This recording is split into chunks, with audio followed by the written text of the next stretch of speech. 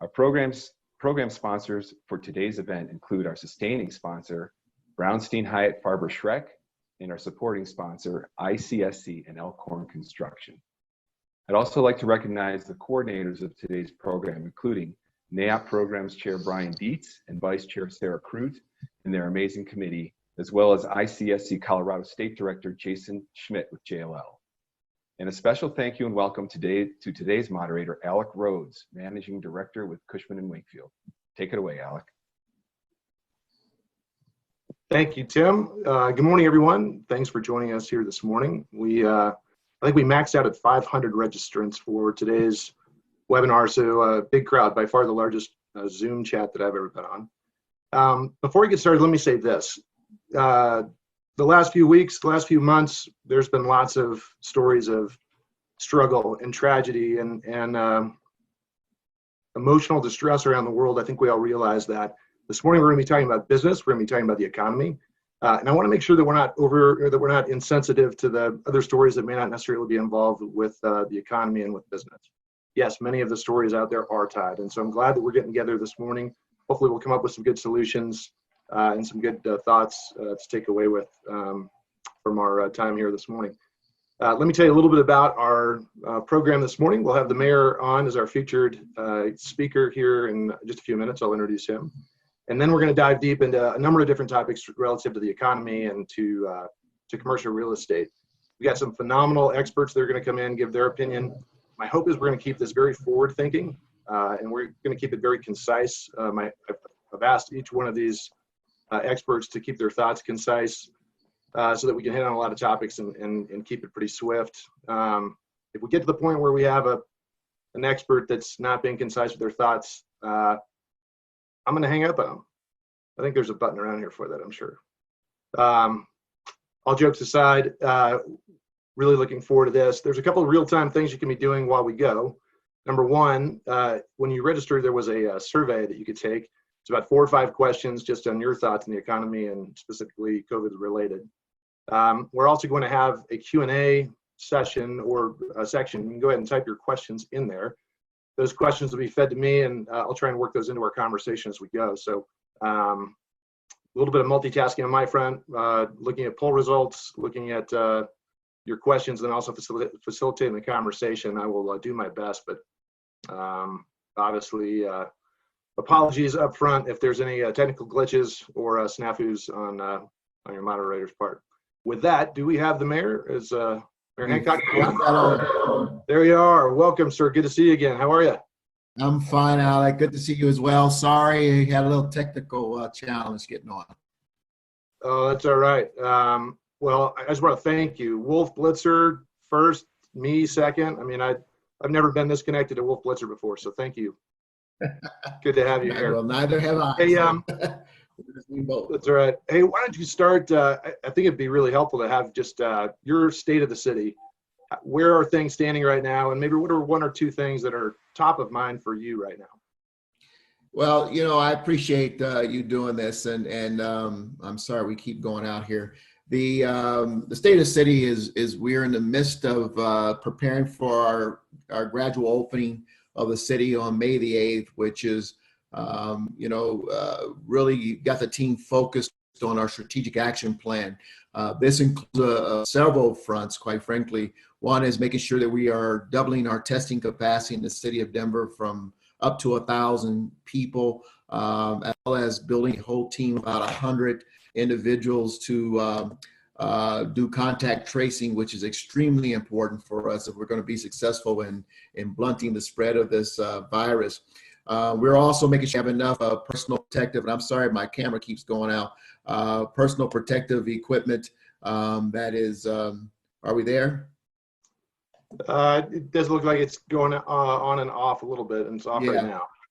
When I get done with this, I'm going to grab a cord. I may be missing a cord, so but if you can hear me, okay. But we will continue to build up our inventory around personal protective equipment.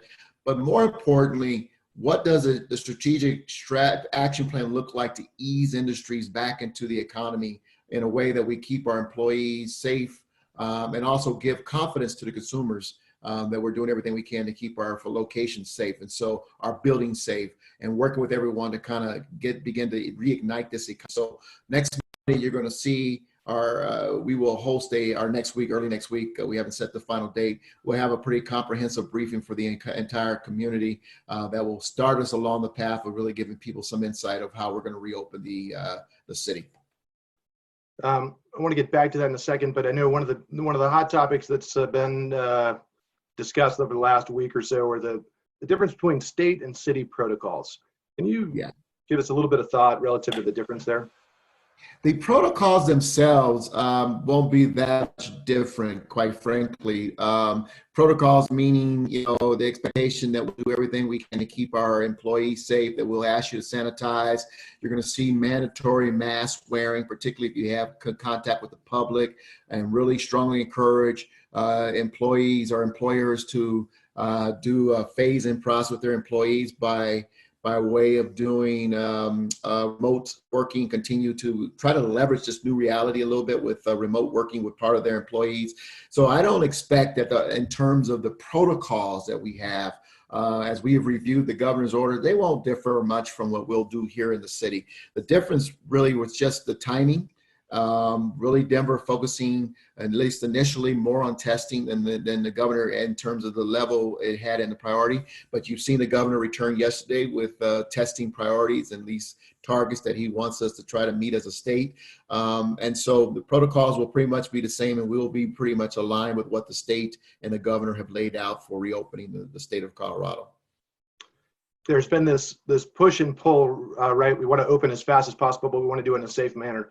Do you see it going to the point where you could actually have enforce mandates for more mobility around the city? Boulder, I think, just enacted that masks are now mandatory, and they may be enforcing those. Do you see something like that happening in Denver? Yeah, we'll have a mandatory. The governor had not made it mandatory. He only strongly encouraged it, but many cities are moving in that direction. The reality is, if we're going to deal effectively with this virus, because it's not going away, it's going to be in our community or in our society for quite some time, we need to make sure we're taking very strict protocols such as mask wearing, continue to have sanitizer in very strategic locations and workplaces, and continue to practice physical distancing. I want to show some scenarios. Jama, if you can put these scenarios up on the screen. So this is three scenarios that were provided to us by Kevin Thorpe, who's the chief economist at Cushman & Wakefield, my company. And really, these are the three scenarios that are most talked about. Scenario one being more of a quick recovery. Scenario two, obviously, being a little bit of a longer, but recovery with a trajectory upwards. And then the Nike swoosh is more of a long and labored. I'll leave this on the screen so folks can see it here for a bit. The one that's not here is obviously the W curve, and that's kind of something that we're all trying to avoid. But where do you find yourself? Which of these camps do you find yourself in right now? I haven't not really looked at this or studied it. This is going to be a long marathon. It's going to be a long labored marathon because we have to be strategic and thoughtful about different industries because some have greater public contact than others. Some are more challenged in terms of creating physical distancing than others. And so, I think that we may have, it will be a slow process, probably more your scenario three, that it's going to be laborious. It's going to be challenging. It's going to be a marathon. But the key is to stay disciplined and to ease our way out of this shutdown. And as we see breakthroughs occurring with vaccines and the curve dropping precipitously, we are able to release more and more as well as collaboration with the industries to come up with different protocols and then practices allow us to open up the economy a little more. You've made a big push right away to help small businesses. Can you talk about the fund that's created right now within the city to help small businesses? Yeah, we established through our Office of Economic Development and Opportunity a $4 million fund, cobbling together some funding sources within the city. In addition to that, in partnership with Downtown Partnership, we raised, at least on the last report, $400,000 to that effort. I will tell you that that the first $2 million was released last week, and we will look to release the final or the next tranche next month. But we were overprescribed in terms of the demand, as you can imagine, Alex, with small businesses needing our support. And we couldn't help everyone, which is frustrating and painful, but it's a big issue. We know that we want to continue to try to drive our support to small businesses. We'll continue to look for opportunities to do just that, because we know if we help small businesses, we're helping our employees, our workers, hopefully stay employed to the best as we can, but also help to reignite the economy much faster. Right. The federal government went to round 2 of PPP. Do you see a round 2 for small businesses at some point within the city if you do run? Yeah, well, I'm sorry to step on you. We are going to continue to look for opportunities to fund small businesses, as well as work with the state and federal government to find additional resources to do that. I spent a lot of time on the phone yesterday on that very issue, but we've got to find a way to help small businesses. I think obviously the second round was helpful. They may have some inclusion in the third round. The third round is going to be, I think, and hopefully more about states and local governments getting some resources so that we don't have to turn and put more burden on our taxpayers as we try to recover. Gotcha. Let's talk about paying rent. At one point, City Council was thinking about trying to make some sort of a rule that stated that tenants didn't have to pay their rent. And then I think the governor came in and said, look, I can't really participate in a private contract like that. Where do you sit on that point? Well, obviously, I mean, we know that businesses need relief, residents need relief on rent, but the reality is that I said the same thing the governor said. He and I talked early on about that those are private agreements that government cannot interfere with going forward. The goal was try to work as closely as we could with landlords in the banking industry, because that's where ultimately the crux of this is. The more relief landlords get in turn, and some leeway from the banks and their lenders, the more leeway they can turn and give to their renters. So we recognize that we need to go to the crux of the problem, but we communicate, pretty much same conversation or message to City Council. Gotcha.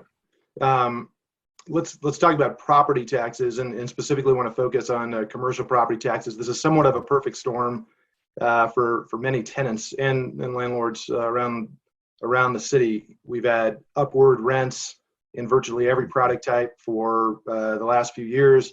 Property taxes have really gone through the roof, and now we've got issues with COVID and loss of revenues. Do you see any emergency relief as it relates to commercial property taxes? We will continue to scour our statutory capacity locally to provide some relief. One of the first things we did was to waive the late fees for property taxes for the quarterly taxes that were due last month or this month, and we're going to look to do it again in the second quarter or the next cycle. So we'll see what we can do locally. The big impact is going to be on the state level. Obviously, and because we're limited statutorily what we can do with it based on Gallagher and Doug and the Tabor, and so we're going to continue our efforts on that. And I can tell you, conversations are taking place even as we speak. Yeah, and you brought up Gallagher, and that is obviously a state issue. It seems like this 55%, 45% is still hampering commercial real estate owners and tenants, obviously. Long term, where do you stand on the Gallagher amendment? If someone was to, if there was an effort to abolish this 55%, 45%, would you be in favor of that?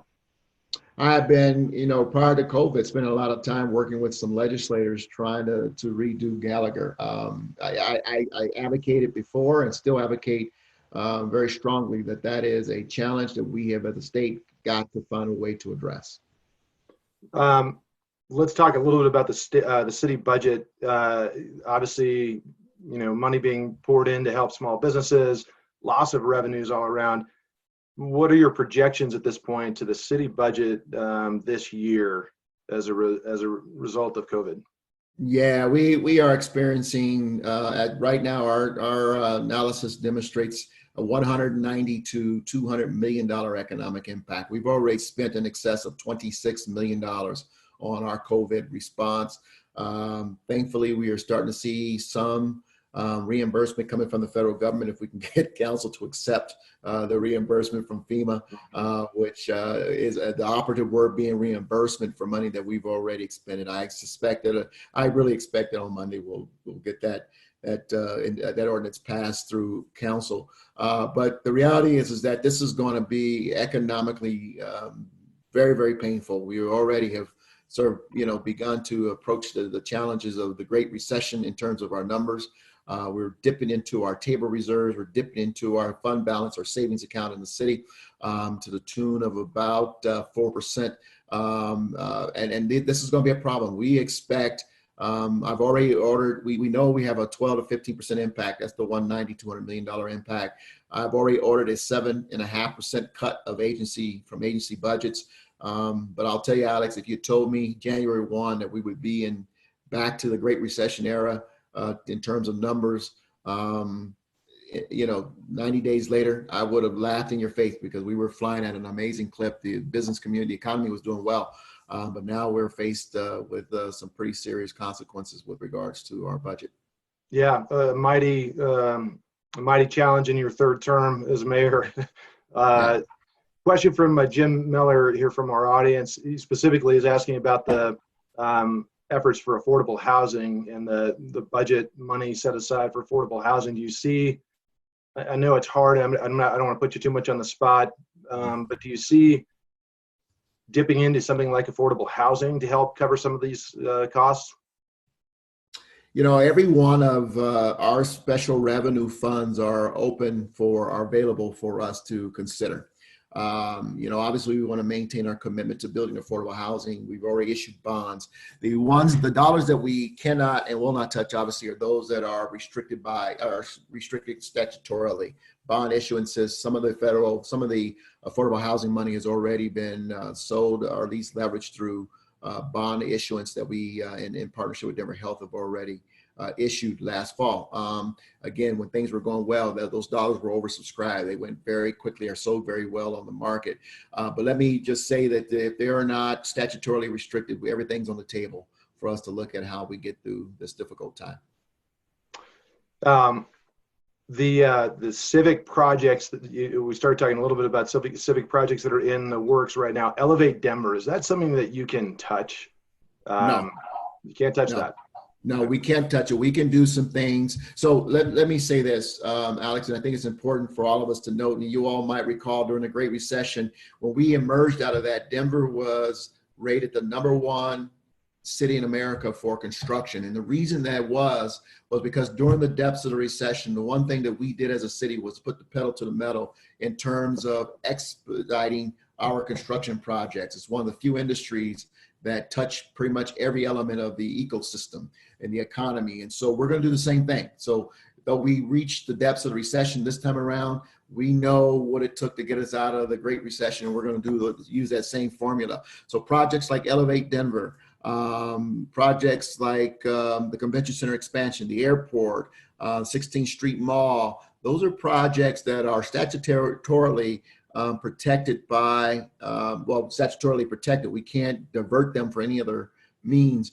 So we're going to work to expedite those projects. National Western's another one. How do we, expedite the schedule? Because it will be helpful to our economy to do that. Those that have more discretionary general fund dollars, we may pause for a while until we get some strengthening, or may have to may have to divert some of those dollars to help the city through this difficult time. Gotcha. So long as we're spending money on construction projects is a great way to spur the economy. My guess is there's got to be cuts in city services. And one of the areas that I think has been a little bit of a struggle for a lot of the folks that are on the telephone right now in the commercial real estate industry is permitting within the city. How do you see city services like that working out? And again, from the private sector's standpoint, development would be a great way to help spur the economy. How do you see permitting happening specifically in the city? Well, again, the permitting process is the first step to recovering in the economy, right? So while I've ordered a 7.5% cut, and we'll see some cuts in community planning development or in the planning department, the reality is that there's some areas that we're going to look to try to protect, and we're going to try to fortify, quite frankly, because they're the first step to our economic recovery. That planning is one of them. And so how do we do that with staffing, but also how do we do that with our regulatory processes? And so that process is underway right now, trying to go back to see what we did in 08, 2009. We actually have more staff and capacity today because of the electronic filing process that is now in the city. And you will see us try to encourage the market to keep going so that we can, and we'll work to be a partner with you in that market to expedite your efforts, because that's going to be our ticket to a quicker recovery. You've done a great job throughout your entire tenure as mayor, collaborating with other mayors around the country. Who are you specifically in contact with right now, and checking how they're doing things and trying to figure best practices and ways through these issues? Just like in any association, you kind of gravitate toward or create relationships with some and your colleagues or counterparts across the country, as I have. And I spent time on the phones with de Blasio, New York, Garcetti in LA, Breed in San Francisco, Greg Fisher in Louisville, Kentucky, you name it. Those are that's kind of the crew that I'm closest to, but I may end up one day, I've talked to the mayor of Tampa, the mayor of Houston is a very good friend. So it depends on whatever the issue may be that I'll pick up and say, I know Greg is working on this down in Louisville, let me call him. And it could be a Sunday night where he calls me like he has done and say, hey, how are you addressing this issue? What do you think? And we spend 45 minutes talking it through. So it's good to bounce ideas off. But those are the mayors that I typically have worked, the mayor of Dallas, very closely with. Yeah. I want to be sensitive of your time, and I want to get your view, kind of long-term view. We've been having a couple of different poll results that I'd like to show on the screen. Jamie, can you put those on? So there's a question that we put out to our audience. One was, where are we going to be in a year relative to this recovery? And it kind of gets back to the scenarios that we had talked about, right? Whether it's a V curve or U curve or more of a Nike swoosh. And interesting, this is split a little bit, but I would say there's definitely some skeptics out there, or some folks that are probably a little bit more cautious than they are optimistic and bullish that we're going to get through this rather quickly. But look at what happens when we go to a 7-year look. Jim, if you can go to this next one. I thought this was pretty fascinating. And this speaks to, I think, the confidence that the citizens of Denver have in Denver, and how optimistic they are that as a city, we're going to be able to get through this. I know you're in your last term as mayor. Can you maybe share your thoughts about Denver in 5 years? What are you most excited about?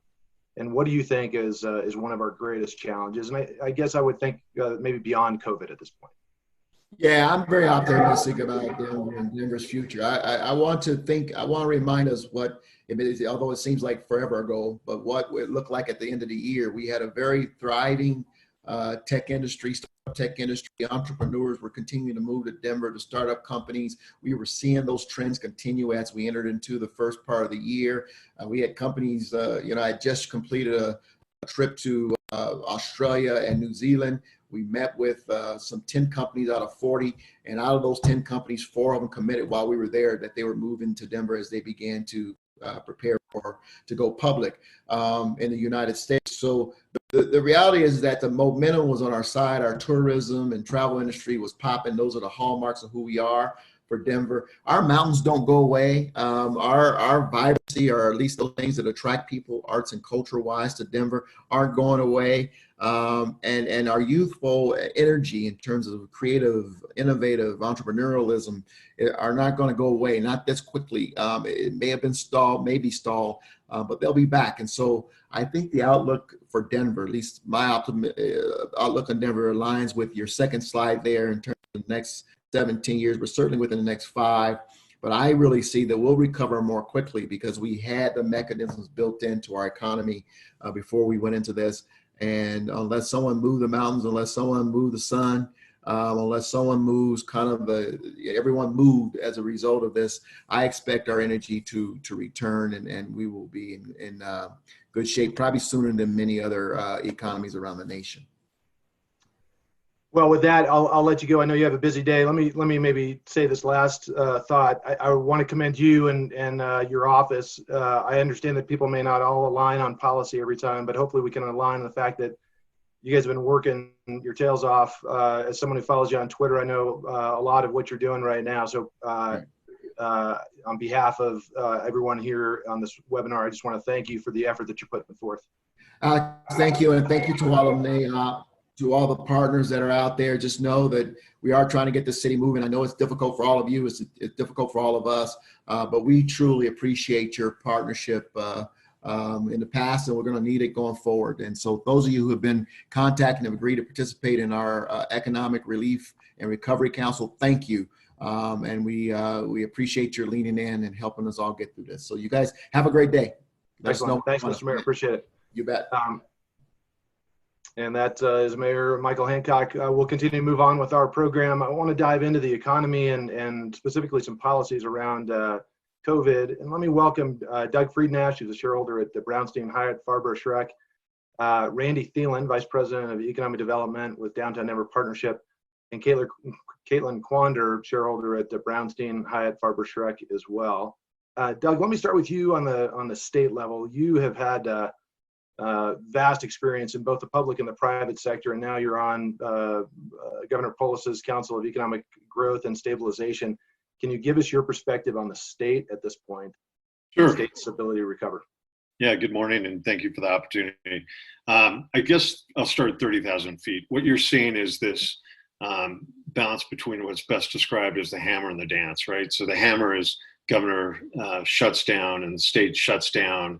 The state basically to deal with the crisis, and then the dance is the recovery phase where we start to reopen our economy. And we're seeing it's a delicate balance because decision makers are trying to do what's best for their regions and trying to do it in a way that protects the public but also doesn't add further damage to the state. And we're seeing that the governor's approach has been to have a statewide policy and then let cities and counties do different things. So across the state, you're seeing that happen. In Denver and some other metro areas, they have a longer stay at home and may open the economy differently. Some counties like Weld want to open and are trying to do that as quickly as possible with no kind of barriers. So that is kind of the tug that's going on. The state, the governor, Mayor Hancock talked about the economic impact. The state's got a huge hole. The budget forecast, and they're going back around May 18th, is they project a $7 billion budget hole over the next 3 years. And that works out as $3.2 billion this year, $2.5 billion next year, and the 23 cycle, $1.1 billion. And just to put some of that in perspective, the prior two recessions lasted 4 budget years. So it has a pretty big budget impact. The state has received some money from the federal government, but most of it is either earmarked or it can't be used to backfill the budget. And I think in the fourth stimulus package, you're going to see a lot of work around providing an economic bailout of the magnitude of $500 billion to states and cities. So that's kind of going on. And I guess it trickles down in different ways. Obviously, the companies involved here have to focus on strategies to keep their employees and clients safe and think about the impact in the real estate market that may have on leases and so forth, and regulatory compliance. And that's going to be in flux. Like, those decisions are going to happen continuously. Like, whatever guidance you have today is going to change tomorrow, and navigating that and being aware of it is going to be a constant requirement for businesses to think about and navigate. Some of the good things that are happening, I know the state is considering putting together a $250 million loan program, kind of to fit some of the gaps between what happened with the Paycheck Protection Program and Main Street, making money available for small businesses here in Colorado that would be funded by a partnership of state dollars, hopefully from the financial stimulus cares package money, as well as having private endowments as well. And let me ask Sure. Jema to put up a slide, Jema, of the Council of Economic Growth and Stabilization. So these are some of the recommendations that you all put forth. These are 2 slides. So Jema will give you a second to look at this one and then move beyond. So Doug, didn't mean to interrupt you, but I wanted to get this up so people could see some of the recommendations. And it seems like so many of these recommendations are really a little bit on the triage side, immediate, but then also really long-term business development, really catering a lot to the small business like you were talking about. Yeah, exactly. And the other thing I'd add to NAIOP is, I mean, this is an opportunity for this powerful group, this association and its members to lean in, and where they see opportunities on a local or state level, to pass those on to Mayor Hancock, who's got his own team looking at this in the state, the governor, to give them ideas that make it easier from a regulatory standpoint. One of the things I worry about is a question you raised with Mayor Hancock is, we are seeing government cuts and furloughs across the country. That could make your life a lot more difficult if they, have further backlogs on permits or licensing. And that may be unavoidable. I mean, I don't think anyone really knows how bad this is going to get. The budget expectations keep changing. So, there is a lot of triage, but I think beyond that, they're looking at economic recovery, and your ideas around the short term, medium, and long term are really beneficial. Yeah, no, great thoughts. Randy, let me bring you in, and you have a great perspective of the city, and have specifically been spending some time working on ways to help open the city back up. Can you talk a little bit about some of those ideas? Yeah, and I think, first, Alec, I think just listening to the mayor, I'm reminded just how fortunate we are to have that kind of strong leadership, both at the state with Governor Polis and the Mayor Hancock in the work they've done. As we all sort of watch the news as I do, I'm always amazed at sort of the conflict and the drama that's being generated in other parts of the country that we simply haven't seen here. And I think that's due in part to their leadership. And I pulled some numbers this morning, the latest numbers I could find in terms of how we're faring so far economically. And we've had 10.6% of the statewide labor force apply for unemployment since March 14th. So 10.6%, it's an unbelievable increase. But the good news is we're the 5th best performing state in the country. So if we think about how we're performing already in this downturn, we're sort of setting the standard, if you will. And I think that bodes well for what may lie ahead. Now, that's still 340,000 individuals. That probably supports a total of 1 million people across the state. So it's a dramatic, traumatic impact on people. But I think if we look at overall relative to how the rest of the country is performing, we're in a really strong state. So Mayor Hancock referenced his economic recovery efforts, and Doug with the state. There is some very thoughtful efforts underway to figure out I think of it like a puzzle. How do we put this economic puzzle back together? I think the challenge will be, when I do a puzzle, I start finding the corner pieces, then I find the side pieces, then maybe the obvious pictures in the middle, and then work to those more difficult pieces to place. And I think as we try to ramp this back up, understanding it's going to take some patience, but this puzzle, we're going to start with sort of the difficult pieces, and the anchors or the corners are going to be the last pieces to come back online. And you think about the economic impact of the airport, the convention center, the ballparks and the stadiums, the performing arts centers, those facilities may be later in the process. So how we ramp up retail and restaurants in that first floor sector is really where we're putting a lot of our effort and thinking in. So what are some of your ideas there? Yeah. First floor in that retail. Yeah, thanks, Alex. So if you think about, likely restaurants and bars are going to start up at 50% occupancy. And so that's a really difficult level to try to make a dollar at as a restaurant. I think we're going to see some restaurants, choose to delay their opening. If we're working very closely with the mayor's office on expanding their outdoor space. So allowing them to take their restaurant, not just from their inside space, but go out into a patio, go out into the street, go out in the parking lot, go into the sidewalk. And if we can get them, just by way of math, we can take their outdoor space and double their effective serving capacity. Now 50% equals their prior 100%. That restaurant has the bar has a better chance of success. So looking at those kind of factors, Alec, I think we also have to be really mindful of sort of clean and safe activities. and making sure psychologically we're showing the public that, business operators are taking great care in how they're preparing their facilities to invite consumers back through the door. Downtown, we're thinking very thoughtfully around how do we clean our public spaces so the public can see the active cleaning that's taking place and give them a little bit more comfort as they try to return back to some degree of normalcy. Yeah, it's funny. I would think most of the time you're cleaning streets at 3 a.m. as opposed to 7 a.m. in the morning. But now all of a sudden, if you switch that and people can actually see that you're doing things like that, Yeah. that's going to have a good effect on the psyche of the consumer. And exactly what you said. These event centers are going to be closed, so trying to drive that activity downtown is going to be crucial. And yet, we know there's going to be some retail that doesn't open up. Ari Stutz asked a great question. What are some other concepts that you see coming in for that first floor downtown, maybe backfilling some of these retail? Yeah.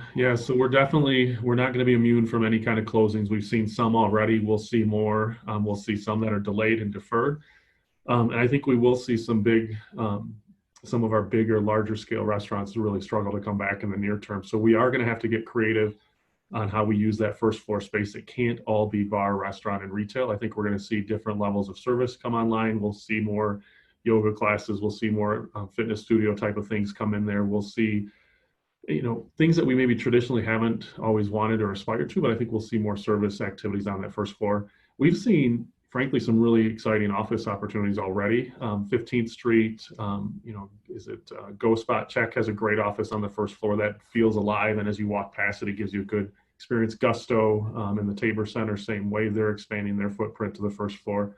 We always want and aspire to have that retail or restaurant on the first floor that invites the public into the buildings. But I think in the near term, we're going to have to look for unique ways to think about that first floor space.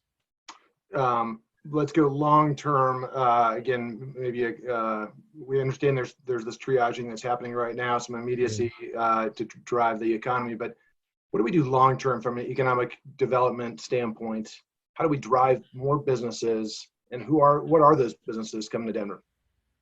Yeah, I think like anything, there's going to be winners and losers, Alec, and we have to absolutely be a winner in this proposition. I think already we're on that path, and I think I look at my economic development career when businesses were first making decisions. This would have been early 90s. It was engineer driven. Did the location have the infrastructure to support whatever that business was looking to do? Then it transitioned to accounting and what was the cost and incentive profile to make it work.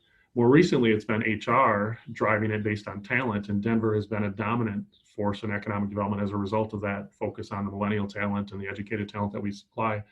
I think going forward, risk officers are going to have a bigger influence on business location decisions. And so how we come out of this current crisis and the way the mayor and the governor manage that, if we can show that we handled it going into it and coming out of it better than the rest, that's going to give us yet another competitive advantage.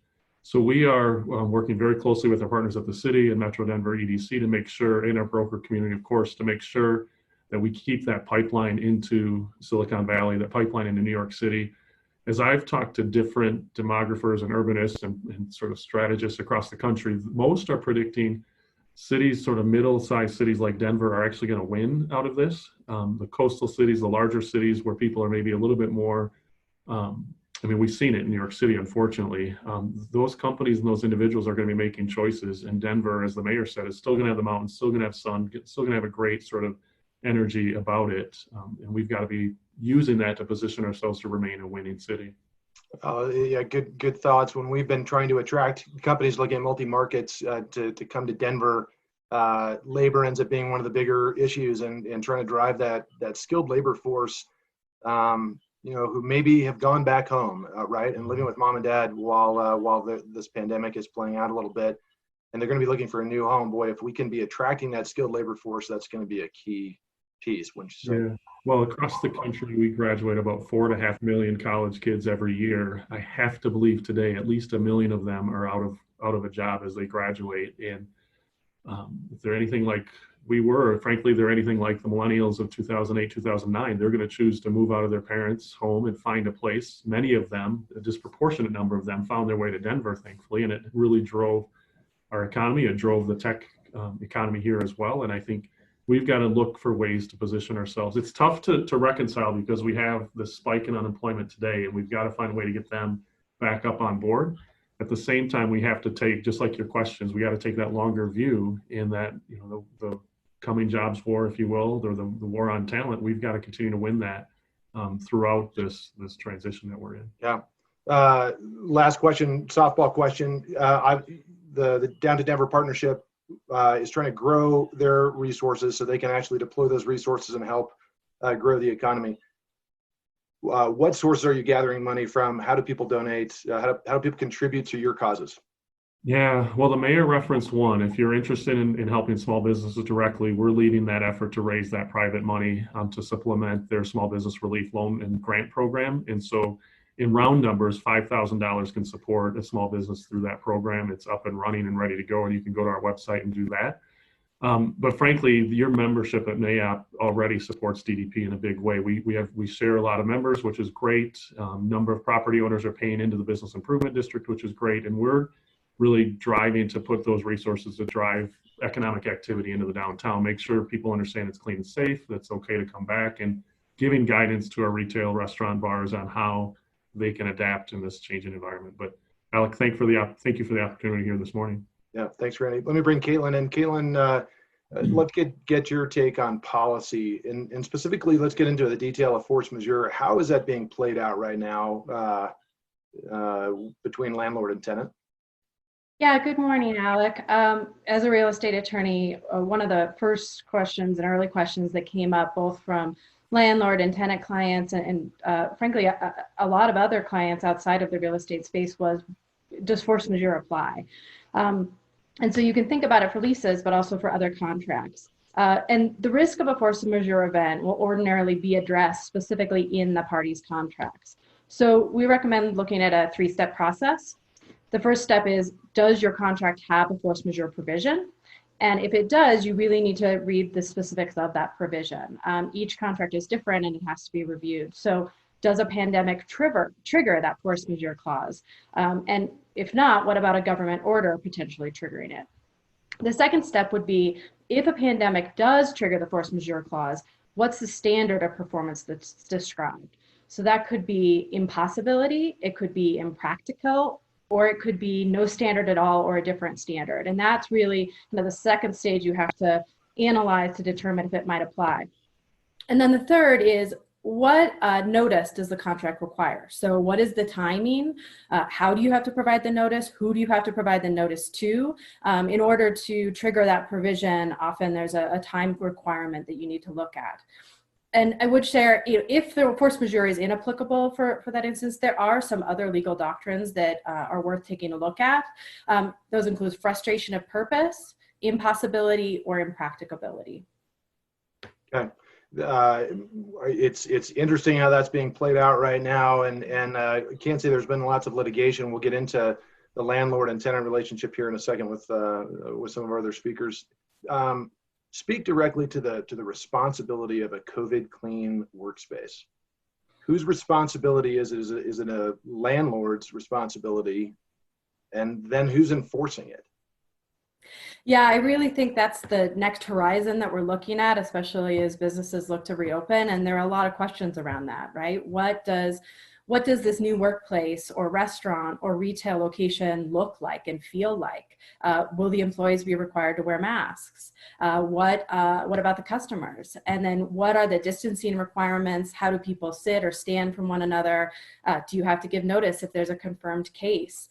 And I think kind of at a very base level, this feeling, and Randy touched on it kind of around the cleaning component, does it feel safe and is it safe? So for a typical office building or shopping center, we're seeing landlords being responsible for what's considered the common areas, and they're instituting protocols around those. So hourly cleaning, availability of hand sanitizer, limitations on the number of people inside elevators, for example, or other small spaces, and how do you put protocols in place to space people out in that way. And then you have the tenants, which are generally responsible for their space.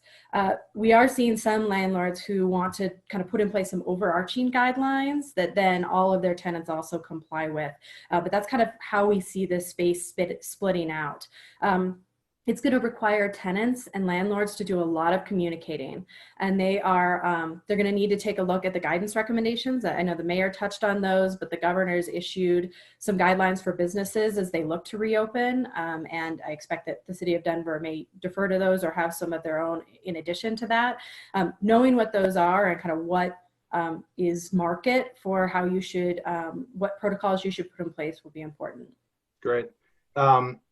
Jema, can you throw up the link to Doug's article? So Doug Friednash just wrote an article in the Colorado Business Magazine that talks specifically about how companies, some ideas that companies should consider when they are opening. It's a great article. Jema, I'm not sure if we're able to give that link or maybe put that in the chat section.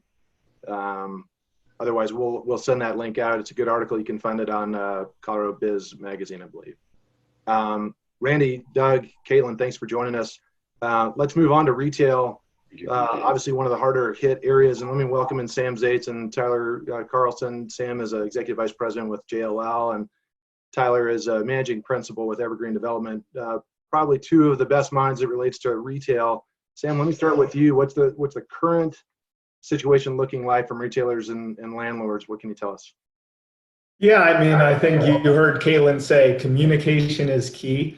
At the end of March, dealing with April rent, it was really just trying to figure out if it would be deferred or abated, if people were going to stay open or closed during that time, what would happen with the triple nets, et cetera. I would say now the conversation is going to be, okay, we're opening back up. We don't know if we're going to be, even if we have 50% capacity, are the customers going to feel comfortable coming back in?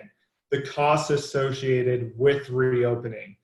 If you're a sit-down restaurant, are people going to be comfortable using silverware, cups, or I should say glasses that are going to be used by other customers?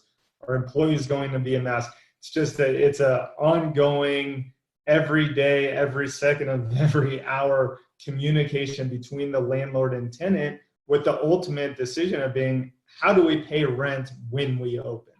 Yeah, Tyler, from an owner's perspective, if a tenant missed paying rent in April, very, very good chance they're going to miss paying again in May. What are you doing to encourage rent of some sort? Can you describe your forbearance process? How are your conversations going with your tenants? Yeah, sure. I think there's been a pretty broad spectrum of landlord responses. Some landlords are taking a very hard line, and the second someone doesn't pay, they're sending out default notices, and others are, making a pay what you can when you can approach. I don't think, frankly, either is sustainable. And as Sam mentioned, what we're trying to do at Evergreen is chart a more sustainable course of partnership with our tenants. We've asked in April for all of our tenants to pay triple nets. In May, we've asked that they pay triple nets, but also provide evidence that they've applied for, the SBA PPP program, so that we know that, they're doing what they can. And if they do receive those funds, we've of course asked that, they pay a portion of that at least to the landlord. There are limitations on that program, and again, try to then create a conduit of relationship with our tenants. Unfortunately, I can tell you, even with those moderate approaches, we only had 2/3 of our tenants pay in my portfolio that I personally manage here in Colorado, and that resulted in 1/3 collections, because triple nets end up being about 1/3 of gross. So that's something that we as a landlord can do for a period of time, but not forever. And so then as we look forward to June and July, what we're working on from a landlord standpoint is, what incentives can we put in place for our tenants to, pay us obviously as much money as possible. I don't think we're under any illusion that everyone's going to be able to open back up 100%. And for some tenants, the social distancing requirements, may preclude them from being, profitable at all. One thing that we've kicked around is, do we allow the tenants who deferred rent for April and May to receive credits for those deferred dollars as they pay rent in maybe June and July? Again, try to provide a alignment of incentives. And one of the challenges for us on the landlord front is we can't just make carte blanche decisions as it relates to these leases. We have lenders, and those leases are the collateral for those loans. And that's one reason why we have done rent deferments versus rent waivers, because a waiver is basically eviscerating part of the the lender's collateral. So there's a careful dance there between landlord and lender and tenant, and it's a difficult needle to thread. Yeah, you talked about the PPP, and one of the conundrums with that is that a company has to rehire, 90% of their staff by June 30th. I can only imagine a lot of these retailers are not going to be doing that because they're going to be doing 50% occupancy. You're involved with ICSC. What else is ICSC doing to maybe help compensate for that? Yeah, it's a huge issue. I had one tenant report to us earlier this week that they're going to actually give their PPP money back because they don't want the debt on their balance sheet, and they know they will not be able to hit the rehiring requirements by June 30th. And so what ICSC is doing right now nationally is trying to get sponsors in Congress for a bill that would set up a program similar to the 9/11 Victims Fund that would be run by a special administrator that would be grant-based, that would not be conduited through the SBA, but would allow money to go directly to tenants, directly to landlords, directly to property management companies, everyone that's in the food chain of commercial real estate, if their circumstances warranted it. It would not be debt that went on a balance sheet. It would not have all the strings attached that Congress is now attaching to the SBA programs, and provide direct, quick assistance to the commercial real estate industry. We'll see where that goes, but there certainly are some deficiencies in the current programs, and I don't think Congress fully understood the depth of this problem. When you have $350 billion subscribed in a matter of days, that shows you that you have a fundamental misunderstanding to the trauma that's happening out there in the marketplace, and that's going to continue as long as we're under these government-mandated lockdowns. Right. Sam, let's talk a little pre-COVID, and then I want to talk about opening up. I like everyone else, you drive down the road and on every corner there's a new concept, a new restaurant. What was the competitive landscape like pre-COVID? How do you see companies opening back up, and how many how many restaurants do you think are not going to be opening back up? Yeah, and you said it exactly. And Tyler and I have had this conversation offline. If you think about the industry as a whole, and really retail in general, the competition, the labor force, the occupancy costs, it made it very difficult to make money even during the great times that we've seen over the past few years. So coming out of this, it's going to be interesting to see. I would tell you, I'm fortunate to speak with CEOs of publicly traded companies to individuals that own one restaurant or one concept, and the numbers I'm hearing are 15 to 30% do not come back out of this. And I do want to applaud Tyler and his colleagues for doing what they're doing with ICSC, because the PPP is a major issue. Again, the guidelines, you got to deal with it in a timely manner, but it just wasn't thought out well enough. And again, we actually did a poll of about 50 local restaurants and businesses just to find out about the PPP. Still today, over 50% of those who have applied have not received funds. And then you go back to the rehiring and the gun to their head in regards to opening, and it's not there yet, put it that way. Yeah, and scary to think about a W curve, right? For a restaurant to have to face the cost of rehiring and opening, there's large costs up front. If they had to do that a couple of times, I could think that would cause quite a bit of attrition as well. Absolutely. It's impossible, and that is one thing I definitely underestimated. From a full service restaurant standpoint, the average cost of reopening these restaurants are going to be over $50,000 per restaurant. So if you think about those costs associated with reopening, which they're already very concerned with, if this comes back in the fall and there's a shutdown for any period of time, there's really, they're using the words, there's no coming back. Yeah. It shows how important it is to be right when you do open, and open the right way. want to make sure we hit that correctly. Sam and Tyler, thanks a lot for joining us. Appreciate it. The one survey question that we did not ask, and this will make you guys feel good, but we didn't ask it, and that is which industry is going to suffer the worst in real estate. And if we did ask the question, 97% of the people would have said retail. 3%. We're the winners. 3% were just the lowly office brokers that were feeling bad for themselves. So with that, let me introduce Doug Wolf, office broker. Doug, let's talk a little office with you. I don't know if you're one of those lowly office brokers is feeling bad, but can you give us a view of the office market, maybe specifically talking about downtown, and then we'll get into a little bit more of the aspects with oil and gas and co-working space. Sure, you bet. So right now, the office market is generally frozen. If you're a tenant that has a luxury of time and has lease expiration far off, there's no way you're going to make a decision today. You're going to wait and see where the world goes.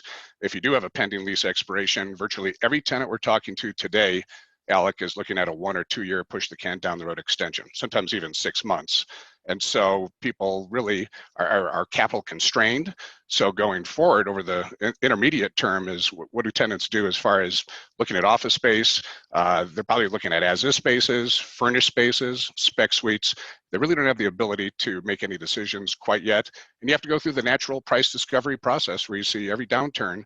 Tenants want to know, is there going to be price depreciation on rents?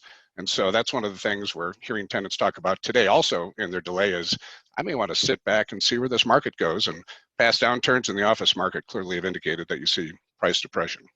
Yeah, without really knowing the new normal of office space layouts alone, it seems like it would be really hard to be making a decision. What's your take on the new office layout, the 6 foot gap or 7 foot gap?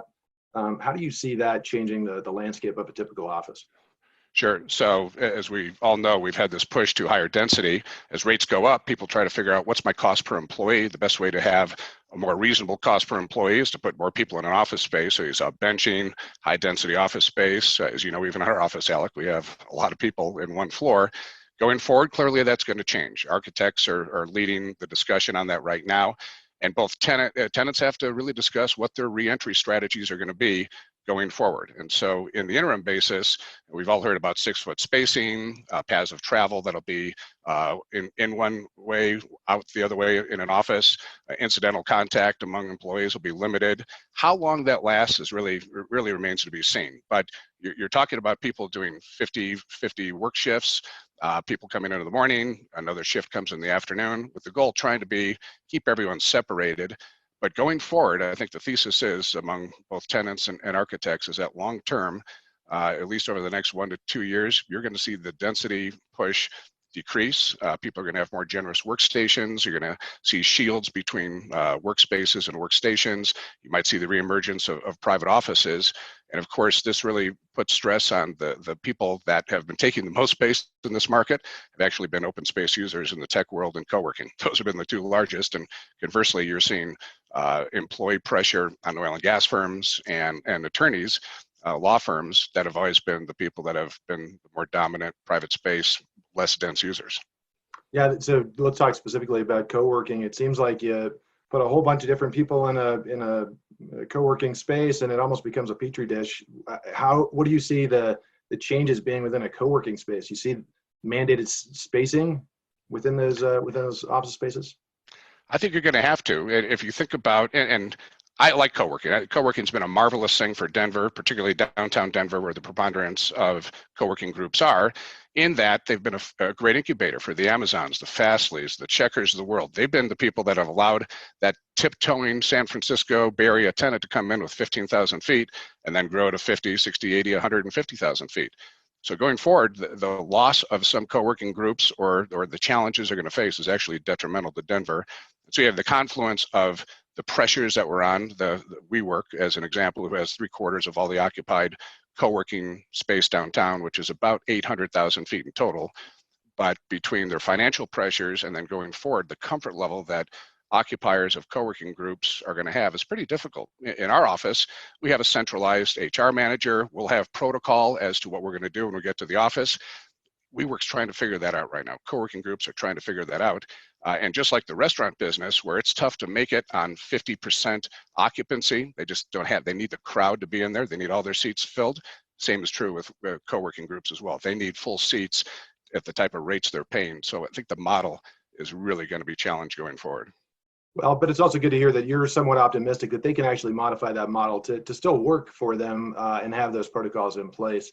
Let's talk about oil and gas, and obviously pre-COVID, post-COVID, oil is just taken an interesting turn. Give us the recent history of oil related office space in Denver, peak, now, future. Where do you see it going? Sure. So the zenith of the Denver oil and gas world prior to the boom of 1980 to 84 was really the run up to 2014. We had of the 28 million square feet in downtown Denver, over 5 million, nearly 5.5 million square feet was in the oil and gas related industry. Then when we had the 2014-16 downturn, we brought it actually down to about 3.5 million square feet. So it was a high 18% component of occupancy downtown. Today, there's already 500,000 feet of sublease space on the market from the oil and gas world. We got down to 3.5. I think going forward, you'll probably see stabilization at 2.5 million square feet of office space occupied by oil and gas users. So that's less than 10% of the market. So really not a big impact. This probably was going to happen anyways. They're a resilient group. They know how to survive in these worlds. We're not seeing anyone disappear. And the one bright spot to think about in Denver relative to other markets with oil and gas is that we are more natural gas. And if you look at natural gas futures going forward, and the type of firms that are here, we've got midstream companies as well as natural gas providers. That segment of the world seems to have a little more chance to stabilize. And so I think long term, it's just going to be a much smaller component of the downtown occupancy. Yeah, and interesting to think, oil and gas space, I'm not an office specialist by any means, but I often have this view that they have more private offices, and interesting that we're kind of at this point where maybe there is more spacing, where private offices become more attractive to office tenants. Do you see that happening? It is. There's no question about it. It's not what people want, but the push towards benching and hyper density that we saw was actually becoming counterproductive. As you would look, you'd see most people with the earphones in and trying to tune out the ambient noise. And so the push back to either larger workstations and or private offices probably is going to be there a little bit more.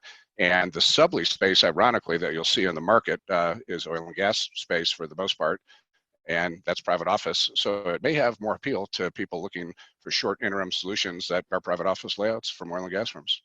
Yeah, Joe Zanone, who's listening, brought up a good point that, here you have all this conversation on what does the office space look like, and you're trying to spend money to try and adjust to make the optimal, safe COVID compliant space, and yet you still have these elevators that everyone's got to be getting into these tight areas in order to get the office buildings. It'll be interesting to kind of see how that plays out.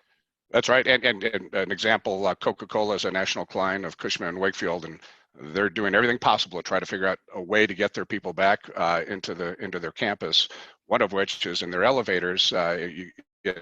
Every building owner that's on this call now is trying to figure out, how can I have my common areas be safe? We'll take care of our office, but I've got to figure out a way from touching elevator buttons to parking the car. Coca-Cola is mandating only 2 people in an elevator. You have to wear a mask, and when you get in the elevator, you have to face the wall and not each other. How impersonal is that? It'd be interesting if that is in fact the new normal. Who knows? Doug, thanks for your time. Appreciate it. Let's move on to capital markets, and I want to welcome on Leon McBroom, Senior Director in charge of debt for JLL here in Denver. Jason Schmidt, Managing Director at JLL. John Hendrickson, Managing Director of Capital Markets, Cushman & Wakefield, and Jeremy Ballinger, Executive Vice President, CBRE, Industrial Market, and then also Celeste Tanner, Chief Development Officer for Confluent Development. We'll just have a good roundtable here. Leon, let's start with you, and can you share your perspective on where debt is right now? I know we can get lost in a lot of these numbers. Where is debt now, and where do you see debt, the lending market, going here in the next 6 months? Yeah, Alec, thanks for the question, and pleasure to be here. I think on a very macro level, the debt market is still very dislocated and volatile. I think maybe there is a bright spot with regards to there is some thaw with regards to the debt market, more so with regards to balance sheet lenders.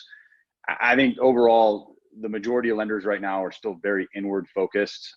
They're working through their existing portfolios. They're working through borrower relief requests and forbearance requests. But the lenders that are starting to kind of dip their toe back in the market, as I mentioned, balance sheet lenders, they're looking for high quality real estate and, very focused on, the rent roll, the overall sponsor, product type is actually something being focused on. So it's starting to thaw a little bit, and kind of going forward, I guess, to wrap up the question, I think as the COVID situation starts to improve, the lenders are going to lag a little bit because they do need to see the results from the particular properties. And as they start getting some of those results, I think that's when you're going to start seeing these lenders kind of open back up into the market and taking on more and kind of maybe, adding more leverage or adding more ancilleries, expanding their approach to different product types as well. But until the COVID environment picks up, I think we're still very much in a kind of very selective market from a debt standpoint. And yet, pre-COVID, it seemed like there were lots of debt facilities, lots of liquidity that was looking to deploy into lending. So coming out of it, at least the theory is that we would still have that same liquidity ready to lend into debt structures. Is that the case, or have a lot of those dollars gone to other investment sources, bonds and the like? Great question. Right when we saw the COVID kind of impact start making its way into the environment, there was a flight out of mortgages to the bond market. I mean, just for pure example, the corporate bond market completely blew out, right when COVID kind of started making its entrance. And that forced the life insurance companies to basically completely blow out of the market as well from issuing mortgages, because their chief investment officers basically said, we can go make a liquid investment at a better return in the corporate bond market. What you have seen is you have that corporate bond market compress. So the insurance companies have started to, generate more appetite towards putting mortgages out because they can generate the yield that they need, which is good. But again, what we've seen from a lender standpoint, especially from a life insurance company standpoint, the lenders blew out quickly and left the market quick. They have not been as quick to come back into the market. I think everybody, again, is being very cautious. And it's, again, kind of the analogy I use. It's a dip the toe in the water type of mentality. Yeah, good point. Let's bring our experts in on the capital market side. John Hendrickson, you've got a great perspective because you've got expertise in office and retail. Give us your perspective on the capital markets now, and then also, again, maybe in 6 months to 8 months. When do you see this loosening and seeing an increase in velocity? Sure. Yeah. Good morning, Alec, and everyone on this call. It's a pleasure being here.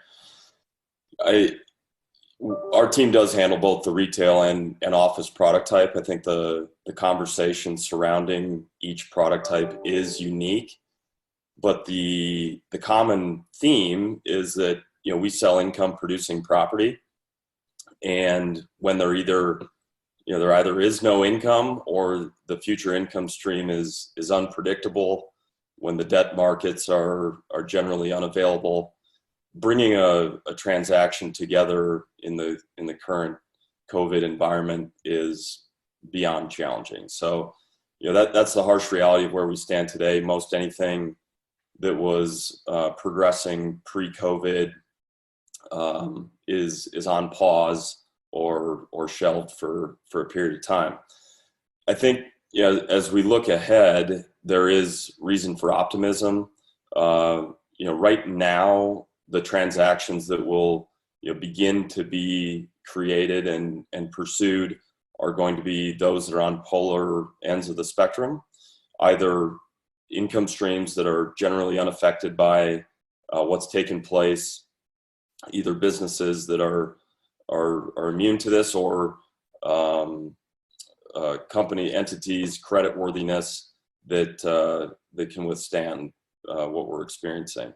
Yeah. On the other end of the spectrum, properties that are learning very early on that this will put them into a state of distress or very low occupancy. There is an incredible amount of pent-up buying demand, probably most notably within the private capital sector, a little more of the entrepreneurial spirit. where they're looking for that contrarian purchase. They're buying based on a basis. The thought process of acquiring based on a cap rate or specific IRR underwriting metric is just not something that we can project with confidence right now. So we're faced with challenges, but I think as some of the volatility calms and consumers return, the workforce returns, we'll get more clarity of how to predict future income streams. And I would anticipate quite a bit of supply and transaction activity in the third and fourth quarter. Yeah, I get that question a lot. Where are cap rates going to be when all this comes out? And it's like, it just seems like it's way too early, knowing there's still spread in the debt market and knowing that there's still going to be some, maybe some heightened risk underwriting on the debt side. Jason Schmidt, let's bring you in. You've got great experience as well, both on office and retail. How do you underwrite vacancy at this point coming forward? And let's say specifically you're going to take a retail property out in 6 months and it's lost 20% of the vacancy. How do you think underwriters are going to look at that vacancy as it relates to absorption and underwriting? Yeah, I mean, and like John's saying, it's still so difficult to really tell. And what Leon's talking about on the debt market, you really need tenant performance and debt to underwrite an asset. We're seeing some trades in the triple net side and in the grocery side, but talk about Sam and Tyler talking about uncertainty. There may be a few things that hold us up a little bit. And John mentioned the massive amount of capital that's in the market, not only on the private side, but we think the United States is going to be in favor and Denver will be in favor. So, I think the underwriting, the returns may look similar to what we've had, but the scrutiny is really going to come in on underwriting the tenants. I mean, you might see compression on something like a grocery portion of your NOI, but they're going to scrutinize every single tenant. I mean, and there's so much uncertainty. You think about fitness and restaurant. That purchase is going to look so much different than a retail center that has a QSR and a liquor store. Apparently, liquor stores can survive anything. I think also that the COVID performance is going to be important in how tenants handle their landlords and handle the situation we're in currently. Many people thought they had credit tenants that are not acting like credit tenants right now. So, obviously there's going to be an overall deterioration in value. Knowing what that cap rate is today is very, very difficult. I do think we should also look, and the mayor did this, and we talked about pre-COVID though, we should look at retail pre-COVID a little bit because, retail was to already have their pandemic called the internet, right? And that started 10 years ago with Blockbuster Video closing. We ended the end of last year nationally and locally with 5% vacancy, under 5% vacancy. We closed 9,300 stores in 2019, and we still had that vacancy. And if you look at the control that we've had in the Denver market, if you look at the 5 years leading up to 2019, we had a combined 5% growth. So, we've shown a history of retail. We've shown a history of surviving, and no doubt that retail is going to be likely the hardest hit, and we're not naive to that. But Yeah. we have shown the ability to evolve and create value in difficult times. And we're in a very controlled environment here in Denver. So again, I think it all holds down on the scrutiny of the tenants that are in there. And that's true for office too, right? If your tenant is supporting the restaurant industry or supporting the hospitality industry or oil and gas, obviously for other reasons, that's where the scrutiny is going to lie again at that level as well. Yeah, good point. Jeremy, let's bring you in, and I know we got a number of topics that we want to hit on here before we're out of time. Jeremy, we haven't talked a whole lot about industrial. Maybe a quick perspective on where industrial is, and then how do you see underwriting happening in a world that may not be as hit as hard as retail or office? Yeah, thanks, Alex. Alec, I think your survey was perfect. A really good example of actually what we're seeing in industrial as well. In the short term, there's obviously some unknowns, some kind of mixed feelings. You're seeing some tenants doing well, some tenants not. But I have yet to talk to an investor that liked industrial prior to this, that doesn't like it more now. I think that's a great macro perspective. And that's really where you're seeing capital looking at industrial right now, looking at the macro perspectives. Obviously, e-commerce is growing. You're seeing a lot of the big e-commerce companies hiring hundreds of thousands of people right now, but some of them maybe not as obvious functions.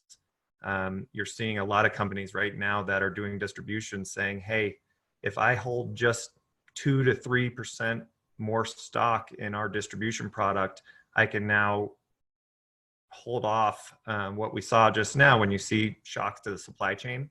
When you calculate what 2 to 3% increased product is, it's millions of square feet across our market. So there's some really great macro trends. That's a great way to look at it. Yeah. Celeste, let's bring you in. You are both on the buyer and the seller side. What's your take? Are you more a buyer? Are you more a seller in the next 6 months to a year? Yeah, interestingly enough, as a company, we had actually made the decision last year to be a net seller, and obviously had no expectation of what was going to happen with COVID in 2020. But that put us in a fairly favorable position, both last year and into this year, with some forward transactions that we had identified.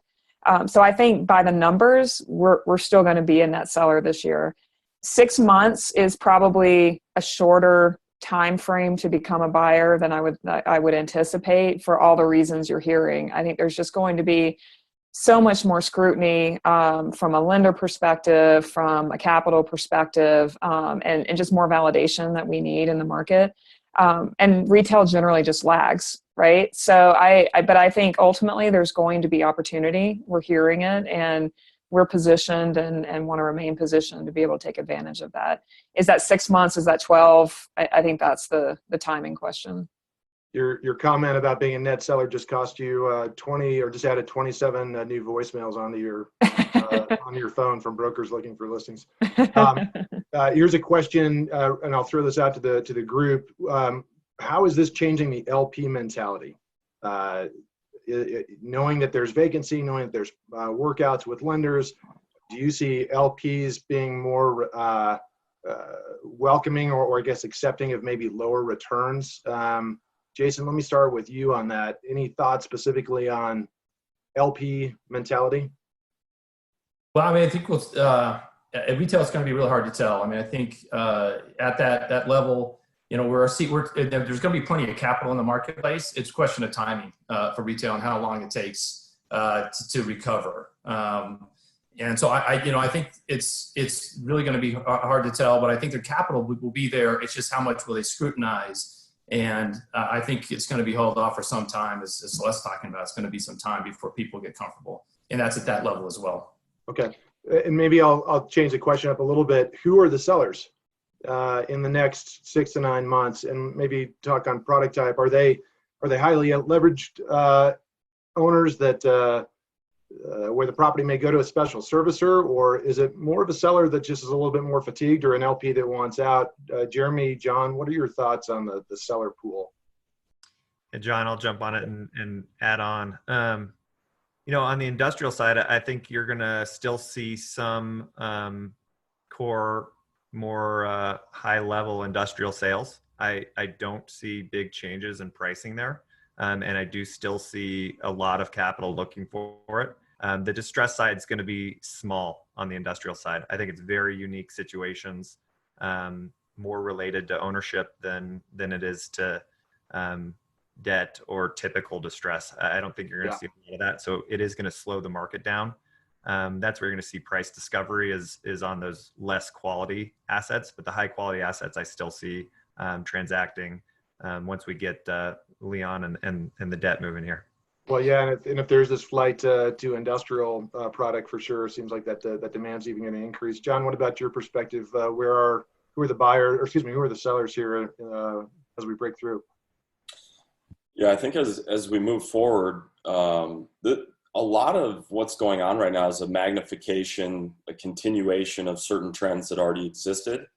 I would guess that'll probably be the case in the next 6 to 12 months, where investors want to buy best in class, best located, the properties that will likely be the least affected by what we're dealing with.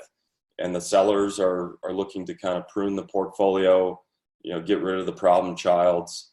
And, those of us on the service side here, on the brokerage side, need to figure out how to, take those various profiles and create a match. And, over the last 5 to 7 years, the range of yields, the risk adjusted returns that have been offered, sold, purchased, they've reflected an assessment of risk. And obviously all that's being put to the test, but I think we'll probably see a continuation where, the premium best in class offerings are potentially going to receive even that much more of a premium as capital is chasing safety and long-term hold considerations. Yeah, I totally agree, John. I mean, I think if with all of the uncertainty that we've talked about so far on this webinar, I think the one predictability is the fact that in uncertain times, there's a flight to quality. And there's a flight to certainty. And we're certainly seeing that. While I think a lot, on larger scale transactions where debt is required, where a capital stack gets more complex, those have frozen. I will say, if, in a silver lining example, on the 1031 side, we've actually seen a really significant, at least short-term uptick in activity on our projects. And one example is a Walgreens pharmacy in another market that we brought out, Q3 of last year, and had crickets in the market at that point because there were so many Walgreens on the market. People were looking for more favorable lease structures, things like that. Well, fast forward now, we have multiple offers on that property, basically at market pricing because it's COVID resistant, it's safe, they've been around forever, they believe in that asset class. So I do think that there's still deals to be made even in the short term, but it is going to be that very predictable flight to quality that we've seen in every downturn. Yeah, great point. Yeah, Alec, let me jump in here real quick too, because I think it has a lot to do, and I agree with everyone saying, it has a lot to do with capital as well. I mean, if you're a small private non-operator that owns a retail center and you've just lost 2 of your tenants permanently, it's going to take a lot of capital to put into that deal. And then you're going to put it in for a tenant that you don't even know who exists yet. So an operator who's well capitalized will come into that situation and be able to buy those type of assets. So to me, it's all around who has capital, who has operating experience and track record. Great. Hey, capital markets panel, thank you very much. Appreciate you all being here. Let me bring on Chris Alcorn Construction. I want to touch on, we want to close here with development and construction. Chris, one of the questions that I'm getting a lot right now is what's the pricing of materials, what's happening with with the permitting, what's happening with timing and labor. Can you maybe hit on a few of those? Sure. Thanks for having me on, Alec. So initially there was some stumbling with permitting and approvals, but those have been cleared up. We're not seeing a whole lot of drag, save for maybe a few municipalities. Louisville comes to mind where they're not doing inspections. Most of the municipalities have figured that out. We are not seeing significant delays in materials or reductions in prices on materials. The one place as far as schedules go where we're seeing some softness is labor. There, with some trades or some companies, there are employees who are reluctant to show up. So sometimes we might have a 10 or 15% reduction in crew size because people are afraid. Maybe they live with their grandmother. Maybe they have an immune issue or whatever. So we are seeing a little bit of that, but nothing terribly significant. And pricing, I would say, because of the uncertainty, there is probably a slight reduction in pricing. Contractors are willing to get aggressive to fill their pipeline, but the reality is right now, contractors are still burning off their backlog. So they may have a 10 or 15% reduction in what they would be doing right now, but nothing huge. And a recent AGC survey that I read showed that about 3/4 of contractors had applied for PPP loans, and about 60% of them had received 60% had received funds. So what you have is contractors like ourselves who have some backlog, have the PPP funds, have 8 weeks to really wait and see. We have the luxury that a lot of businesses don't. We can wait and see what it looks like in 8 weeks and then start making decisions. I would expect that if the uncertainty continues or if we have a relapse, that you will start to see some price compressions. But right now, they're really not terribly significant. Interesting, because I know a lot of the conversation has been, are there going to be more opportunities to lower the cost of development as some anecdotal answer for keeping the development going? And interesting is to hear the mayor say that the city is going to continue with all of their development projects. Yeah, I'll be curious to see where that goes here in the next 6 months. So sounds like timing is might be a little bit of an issue just relative to safe space. Pricing's holding in there. Caitlin Quander, let me ask you a question from your perspective of looking at municipal permitting. Knowing that this is hitting municipalities hard and there may be a reduction in services, where are you seeing the mandates for construction and where are you seeing permitting from a municipality standpoint? Yeah, thanks, Alec. I think Chris summarized it well. I think the first couple of weeks after the stay-at-home orders, a lot of municipalities were having to kind of put a pause on things and figure out a way to do it differently. Since that time, we have seen most be able to adjust, do a lot more inspections electronically, or work with the particular contracting company to implement protocols around social distancing or the clearing of the site to allow building inspections to continue. I think on the development front, what we're looking ahead at is that some developments can go in and get their building permit, but a lot of developments, and Celeste may have thoughts on this too, have a process that requires a public hearing before a planning commission or before a city council.